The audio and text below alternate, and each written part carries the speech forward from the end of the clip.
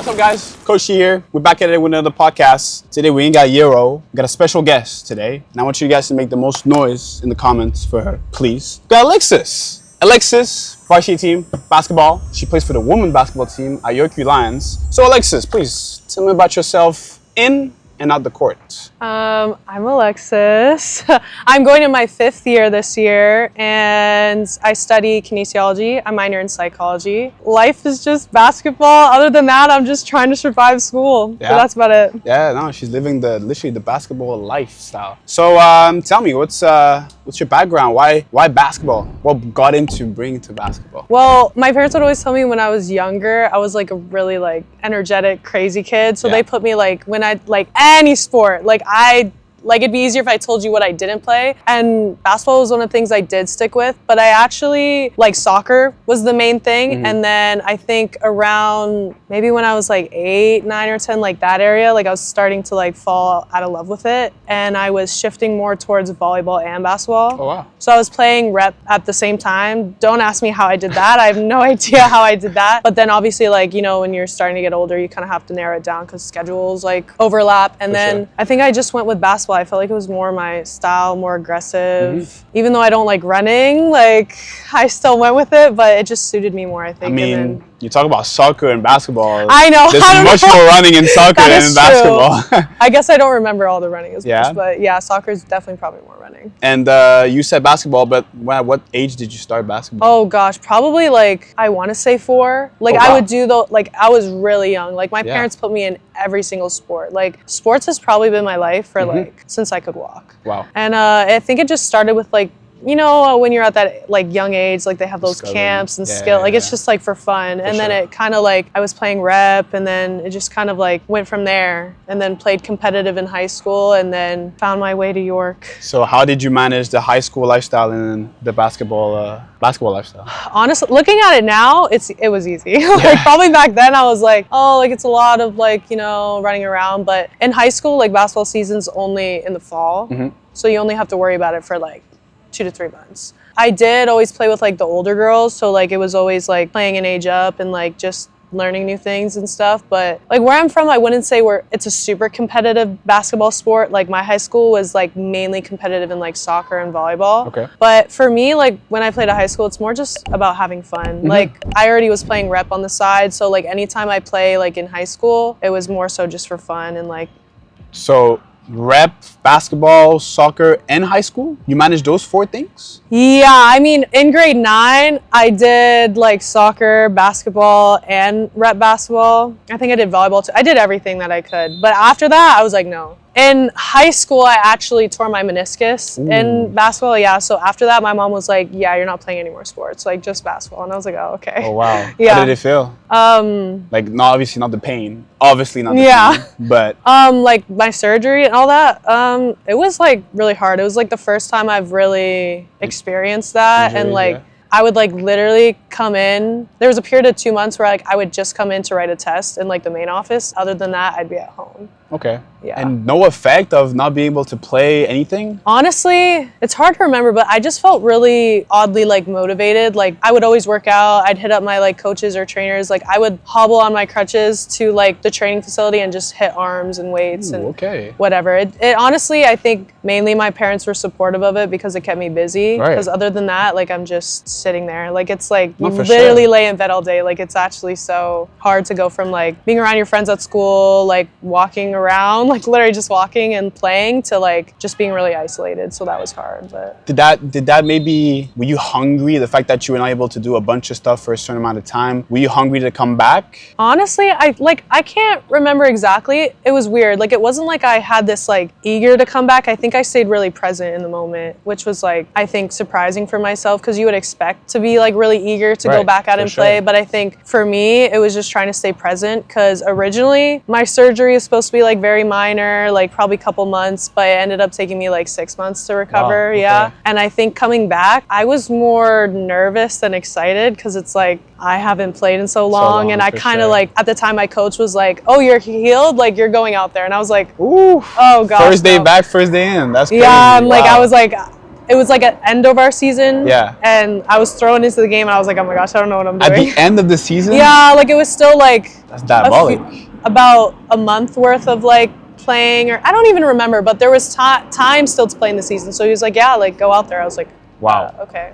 How many games did you play right after your injury before the end of the season? Gosh, probably a couple weekends. Okay. I think, I can't remember exactly, but I just remember being like, oh, you're good to go. Like, you're fine. I was like, oh, okay. Did you feel good during those Yeah, games? like I felt lost. Yeah. Yeah, because I'm someone like, I'm a really big overthinker when I'm on the court. So I'm like, I didn't expect to really play. So kind of being thrown in there, I was like, oh my gosh, I'm sorry in advance, guys. Like, I don't know what I'm doing. Nah, fair. It could have gone worse. So I think it was not as bad as it could have been. Plus, like, you didn't touch a ball. No, for, like, yeah, I 6 had months. like probably like maybe a couple practices. Yeah. It was like, oh gosh. I mean, I can fully understand. No, Yeah. the overthinking would be go crazy. The fact that you didn't touch a ball, didn't manage to do the movement that you were supposed to do. Like, of course you like still practice and kind of, but it's never the same as being like Never fully the same, cleared. for sure. So it was like, wow. So did you feel like that episode and you still having high school on the side and you being thrown in back to the basketball life, do you feel like it changed you in a certain way? I think it kind of showed me like I do have really good work ethic. I think I knew I did before, but I think that's the time where it really like tested you. And it was like when I put my mind to something, that was the first time where I was like, I know if I put my mind to something, like I'll get it done. Like I think that was the first instance in my life where I was like, when I say I'm gonna get something done, like I get it done. Nice. I like that. That's good mentality. That's what we represent basically.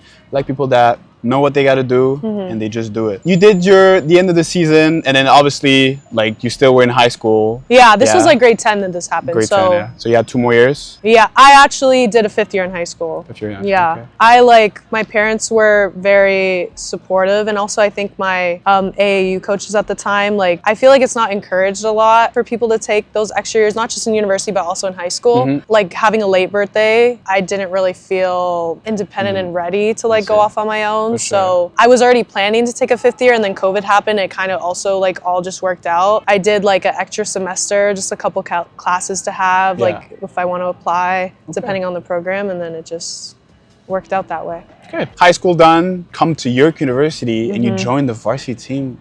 Yes. Why? I was actually recruited by the previous coaches here. Really? Yeah. Tell me about it. That's pretty cool. The fact that your coaches call you back, say, hey, you want you. Yeah, it is like, it's a really cool experience. In my time of like talking with those coaches at York, I was like on the phone with them. But the time where I was like really like I was down to come to York was I had this Zoom call meeting. Of course, it's like during COVID, so I didn't get to come here in person at all. I didn't know what campus looked like. Yeah. And I was on the call with a few of the players, and I'm a really big like I'm a very like spiritual person, I'd like to describe myself as. So like something was just like pulling me towards their energy, and I just love their energy and their vibe, and I wasn't getting that anywhere else. And like that was one of the main things that like made me want to commit here. Was there any other university that were interested in? Not entirely. Also, like it was like the beginning of my recruiting process where I was like talking to schools and going through that process, and like COVID kind of like, I think a lot of athletes like in my year experienced that, like it kind of detoured you a bit because like a lot of the rules changed down south of like who you could recruit, who you could take from other teams and stuff. And I believe like I'm a true believer in everything happens for a reason. So out of the schools I was talking to, York just something like I said, the energy. Just clicked. That's what it was. I always like, no matter where it is, it could be like one of the best schools, it could be somewhere like across the country. Like I'm a big, like I don't care what the environment is, it's mainly about like energy for me. That's where I'm gonna spend like all my years at school. So even if you ended up somewhere else, you think you'll have the same mentality, same energy, and you still would want to do good? Yeah. Good. That's very good. Awesome. Right. You're going to university, you're joining this team, it's COVID. Yeah. Ain't much happening. So what's happening COVID? What, like, is there any games? Like, do you guys have to wear masks during the games? Like, what's going on? When I came, it was like kind of when we were coming out of COVID. So it wasn't that first year where like everything was shut down. Right. Like I came right after that. Okay. Like, how were you able, I know you didn't really have that much pressure with basketball and all that, but especially in university, how did you juggle between training, school, and then your own social life? Because at the end of the day, Alexis has her own life, right? I was dealing with depression at the time, and that was already like a huge thing in itself. So juggling like school, I wasn't doing well in school. Okay. Like I C's, get degrees. That was my way to go. Basketball, like I mentally just didn't really I wasn't in it at the time. I didn't show that I wanted to be here, which is like kind of unfortunate because it's like you're a rookie, it's your first impression. And For like sure. I always, you know, I still tell my coach, you know, I always have that like guilt on me that like my first impression, it's not that I did anything bad, but it wasn't to the standard of like that I held. But balancing social life, school, like it was a dark time. It was really hard to balance, but I somehow survived. Did and got I mean, through it. but how's it going right now? Because right now you're going to a new season. Yeah, you know, it's you good still have now, school, you though. still have school. Yeah, like learning to balance, I think it's always trial and error. That's what I always tell like incoming players, or anytime like people ask me like, how do you balance school and basketball? Like it's completely trial and error. Like you figure out like your study methods or what works for you. Like I'm a huge procrastinator. No matter how hard I try to like be on my Zoom, it just doesn't work. Like I will write my essay 2 to 3 days before it's due. I don't know how I do it, but sometimes it gets done. I don't know how. As long as you pass. Right, works. that's literally my motto, and Yeah, like no, my for parents sure. are very supportive of that. They're like, if you're passing, you're doing good, like that's what matters, like you're getting a degree. Because you're doing a major, a minor. Like, is that important, or is the basketball life important? Oh, school's important, 100%. Because at the end of the day, like your sport, it's not just basketball, but your sport only takes you so far. Like whether you're done in high school, university, you play professionally overseas, like at some point it comes to an end, and then it's like, then what? You know what I mean? So Right. like school is definitely really important, and like balancing that, it's like I'm a big like schedule person. Like I have to like have my Google Calendar, like I plan every hour of my day, and it's just trying to like little by little get things done. Just trying to manage your time. For sure. Yeah. 100%. I mean, yeah, you think you're doing good right now? With I that? think I manage. I'm getting by, so that's what counts. But I think like definitely last year, and I feel like this year has been like probably those 2 years where like I've really been on top of like my studies and like learning to balance and also have a social life, make sure I have time with friends, prioritize like my self-care and just like having time to myself. I'm a very big like alone time person, even though like I will be social or like try to be social. The social battery has limits. Oh my God, yeah, my social battery dies very fast. Like I'm like, I need time to myself. Like I can't be around people. Like I just like being by myself. For sure. A lot, No. yeah. And you think that thing that you have that you want to be by yourself, is it because you think better, you have a more clear of mind by yourself, or do you think is that a way for you to focus more on the basketball or the school? I think it's just time to like reset. Like my energy gets drained very fast. Like I'm someone like I need naps. I need like, even if it's just being in my room by myself on my phone, like being social, like it takes up so much energy. And also like with basketball, like you're around your team like 24/7. 100%. I'm like, I need to be alone. Like I love you guys, but like I'm a very person, like I need my me time. So what would you say is your position, not your position in basketball, what's your position in basketball? Forward. Yeah. Okay. And what's your position in the team? Like not in the actual strategy. I feel like in the connection. There's definitely that like leadership role, I think. I think for me, it's just about, I think of myself as more of like a supportive person, a positive person on the team. Like I'm a very like words of affirmation, like positive talk, like always like trying to hype people up, keep people up and their energy up. I think it like stems from like me, like back in my first year being at a low point in my life. Like I never want to think anyone else is experiencing that. So I just always try to be like the person that is there for people. You can come and talk to me about anything, basketball, off the court. And it's like, even when I'm not talking to people, I'm still learning a lot about them. Like I'm a very big like observing kind of person, like in the least stalkerish way possible. Like it's like you can tell a lot about people when you just like observe them. So it's like kind of learning like their tendencies and how they are as people, so I can be there for them in the proper way. Because how you would be there for one person, it's completely different how you would be there for another person. Like some people like to talk. Other people are just like, no, don't talk to me. Like I need my space. So it's like knowing how to like navigate those connections and relationships on the team. And then I think especially like just being in my 5th year, a lot of the team is new this year. Yeah, so you've seen a lot. Like, yeah, 4 it's years. like, I think it's just taking that almost role in like guiding people. It's like it's my last year. After that, like I'm gone. So it's like just making sure people settle in and like have their head on right and go in the right direction. Like your sport is not everything. Like school is important. Like who you are as a person is important, and your sport like doesn't define you. So yeah, just I think being there for people. If you had someone in your team or any team that just is so focused on the sport that they're playing and that just put the school on the side, what would you tell that person? Because they're telling you, hey, I want to be in the NBA, that's my main goal, and I don't really care about school, and I don't really care about major. So what would you tell that person? I try to just make sure they know like school is important. Like I said a little bit ago, like your sport only takes you so far. Like even if you do end up playing in the NBA, WNBA, like at some point, like it's done. Especially women in sport too, like we're turning the corner, but like the pay is not the same. Like, sure. you know what I mean? Like it's not, I think I would just try to encourage them, you know, make sure you're studying, like get on your grades. And also like if you don't have attainable grades, like you can't play. You fail classes, like you don't have your eligibility to play. You're not in those classes, like you lose those privileges. So it's like you have to learn how to like balance school and basketball. Yeah, because also you have the possibility, like knock on wood, hopefully, that you can injure yourself and have a big injury. And then from there, where do you go from there, right? Exactly. And I think a lot of times when people kind of experience those, it's like a reality check because it's like, oh, like your sport is like kind of taken away from you in that instance. Like whether it's injuries or family things, like we all have life outside of basketball. So it's like when things kind of detour you, it's like you have to realize like there's more to life than like your sport. Because I mean, from what I'm hearing, you went through a lot of stuff, right? Yeah. From discovering the university life and then being in COVID and then not fitting in, not being able to fit in the schedule, not showing your energy as a rookie.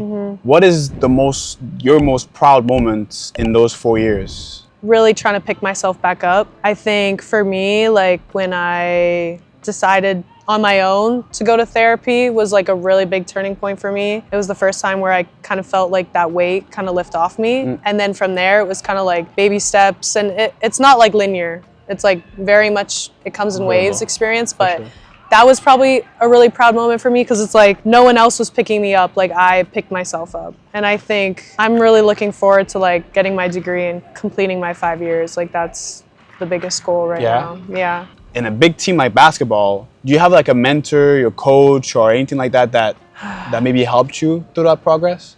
I think for me, like I mentioned earlier, I was committed to the previous coaches. So having a new coach, it was kind of, I'm not an open person. Like I take a lot of time to warm up to people. So it wasn't something that I felt like I could just be open about right away. I'm a very reserved person. For sure. But I think for me, just like my teammates really got me through that time. Like just being able to laugh, like even if it wasn't like genuine, it felt good to like laugh in in those moments and just like put a smile on my face, like outside of everything. Cause like at the end of the day, like I would go home, the door shuts and then it's just me, you know? So honestly, I think they really got me through, and I think my parents really helped me. They knew I was struggling, and at the time they were like, just try to finish the season. Growing up, they always taught me like you start something, you finish it. So they were very much like, try to get to the end of the season, you know, but they were also very supportive if I wanted to leave in the middle, which I was prepared to do, but things started turning around and I was able to get through. And at the end of the season, I was like, wait, like low key, like I could do this, like I'm fine. So what is the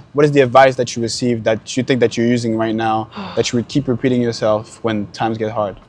I think just being present, just breathing through the moment, you know, like like I said, I'm a very big overthinker. I'm someone who thinks very far in advance. I think about all the bad things that happen or that could happen, which I really just try to stay present and like give your best effort, and that's all you can ask for. Is that what you would say to your younger self? I think so. Just try not to be like super hard on yourself. I'm a very big perfectionist, and it's something that I'm probably my own biggest enemy. Like I'm very told that lots. Like my coach knows that. She's like, girl, you're making a big deal out of nothing. And I'm like, she has to like calm me down. But no, for sure. It's very much just like, don't be hard on yourself. At the end of the day, you try your best. For sure. That's all you can do. At the end of the day, it's you versus you. You're your own person. You're the person that takes care of yourself. So 100%. So let's say 10 seconds left. Timeout. You guys are down 1. What's going to happen? What is Alexis going to tell her team? What action is Alexis going to take? Well, first of all, I usually listen to my coach with whatever she says. But if it was up to me, I'm always trying to find like my shooters. I usually have the most confidence in them. Yeah. More so than myself, to be honest, which I should have more confidence in myself. But I'm always the first to be like, no, we're finding the shooters. And that's how it is. So you're going to pass, you're going to lay up. What you going to do? Are you the one that scored the game winner? Or are you the one that's going to pass? I feel like for me, like, not to get all technical, but like it always depends on like your opponent. Like if it's more of like a smaller team, like as a post, like I feel confident like going in there. If it's more of where it's our guards that are thriving, then I'm finding them. no hesitation. So you're more related on your team, see if who is open, who is... Yeah, like it really, like, it just depends, you know? It depends. I mean, look, who's the biggest team that you guys had to face, sorry? Ottawa, Ottawa? Carleton, or like Queens. Okay. They're always like tough matches. And when you face those big teams, and let's say you're on the verge of winning, but there's just this one point that you gotta put in, this one layup, this one free throw that you gotta do. Yeah. Are you the one that's gonna take that decision? That point? If I feel good in the game, yeah. Yeah? Feel good in the game? Yeah. If I feel like it's to my advantage, yeah. But like I said, it's always about like, it's also, I really base it off of like the opponent too. Like there's certain teams where like they clog the paint and like I'm trusting them the perimeter to handle business if that's the case.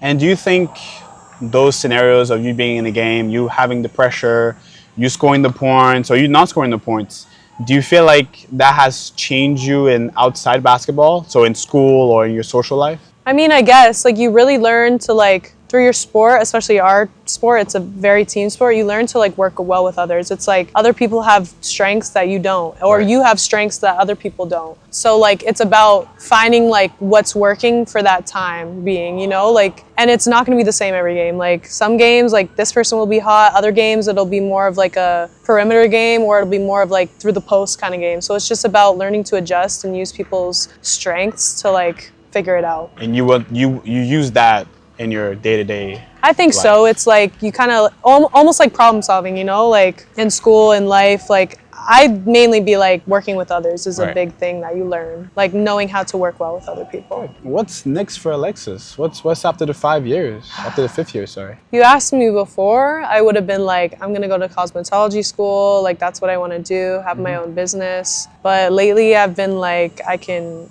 always do that at any time. Right. And I think I've really shifted gears. I'm applying for teachers college. That's something I really want to do. I really want to work with kids, have an impact on their life, you know, definitely younger kids.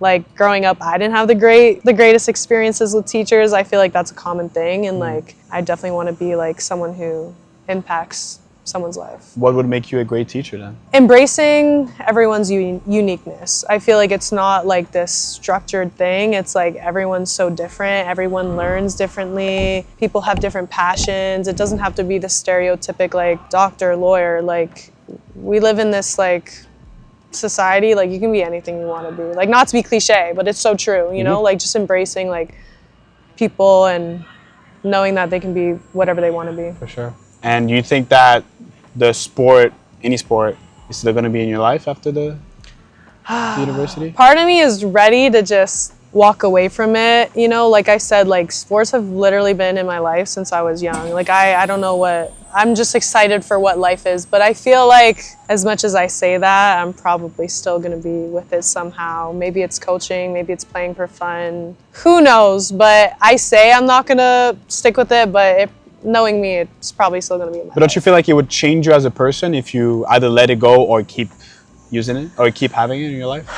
I feel like, I don't know, that's a good question, because it's like you don't know until you're in it, you know, until you're in life. You don't know if it's like that huge thing a part of you, but I'm a really firm believer in like my sport is not everything. Like there's life, there's so much more to explore, and like I think that's what I'm like really excited for, like traveling, like doing things I didn't have time for when I was in school. Like as much as like being a student athlete, it's like such a blessing. Like as much as it's super busy, it's like, you know, not everyone gets to experience that. But it's also like, you know, when you are done school, it's like, oh my gosh, like there's life. Like you can do other things, you can do other passions, hobbies, like figure out what you like in life. Like that's, I think, the part that I'm excited for. But I think it's gonna be like, I think it won't hit me until like I don't have to walk in the gym every day, you know? Right. So I think it'll hit me then. I feel like you'll have that miss. Yeah. I definitely feel like you have that miss, because I had the same mentality where I'm like, oh, I love the gym, love what I do, and I don't see myself not doing it. And when I don't do it for a certain time, like you feel a miss. You definitely feel a miss. And it either pushes you to do more, or it just changes you and changes your point of view on how to take stuff. So I definitely feel like you're gonna feel a little bit. Maybe a little bit. I know. A little miss, because the miss of, you know, being in a game, having people cheering you, is definitely something big that not a lot of people have. For sure. Yeah, exactly. So like even though now I'm like, oh no, I can't wait to get away from it, I think I'm gonna regret that because I know I'm gonna like miss it in a lot of ways. 100%. 100%. Okay, great. Do you have anyone that you want to shout out? Anyone you want to represent? Anyone to give it a little big up to? Shout out to my mom. Don't That's my forget ride or die. So she'll watch this. I'll be like, girl, I shouted you out. But yeah, that's like the one person that, if you know me, I always say, if you know me, you know my mom. You know Bina. So that's the one that gets me through everything. And when your mom is not here, who's that person? Just my teammates, honestly. Like I said, those are like, it's like the home away from home, you know? There you have it, guys. As Alexis say, do whatever you want to do. If you feel like you want to do something, do it. Don't let no one tell you anything. Don't let anything happen. You can be through injuries that she went through. She still did what she had to do. And even if with depression, even with stuff like COVID, a whole pandemic, you don't wait on anyone, on anything to happen. You just do what you got to do. And you do what's best for you too. Don't forget that. Don't put any much pressure on yourself. And stop the overthinking. Stop the overthinking. I swear overthinking kills a lot of talent and kills a lot of people that actually could do way better in their life than what they're doing right now if they would just stop the overthinking. So that was it. Alexis, thank you so much for having us. Thank you in for this having beautiful me. day on a Sunday. We're currently having a little game over there. We're gonna watch it a little bit, and then we'll see you guys on the next one. Bye.